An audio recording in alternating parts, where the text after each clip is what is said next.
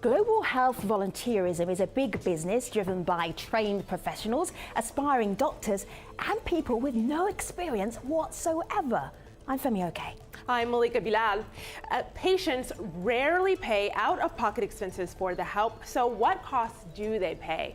In some cases, volunteers lack proper training and fail to set up provisions for long-term or post-operative care.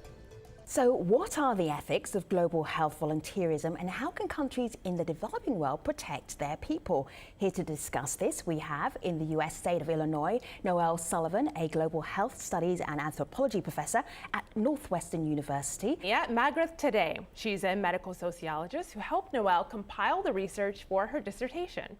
In San Francisco, California, Dr. Jessica Everett, the executive director of Child Family Health International. And in Nairobi, Kenya, Dr. Daniel Mutonga, who's trying to bring government oversight to medical volunteerism in his country. Volunteering. Yeah, it's a little bit of a blame game because people are trying to figure out who do we blame, where does the responsibility lie? So we got a video comment from Shamim Zakaria. He's in England and he has an idea. Have a listen to what he said. If an individual is not properly trained, he doesn't have the knowledge how to deal with those emergencies, it might prove to be lethal. It might be fatal for the patients who are in need of help.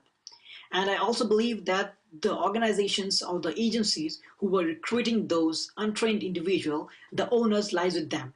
And they must be held equally responsible, equally accountable for the wrong that has been happening on field.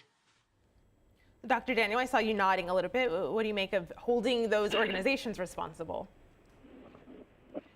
Yes, I think that's the right way to go.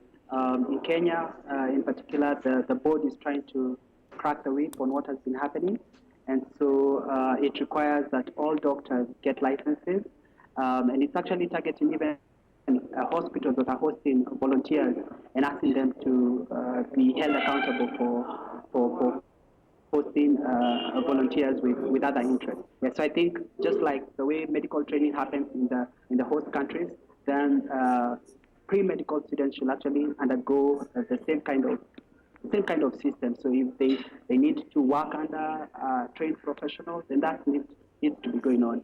Yes, so just incorporating what the pre-medical students are doing with what is actually going on in the country in terms of training of medical doctors.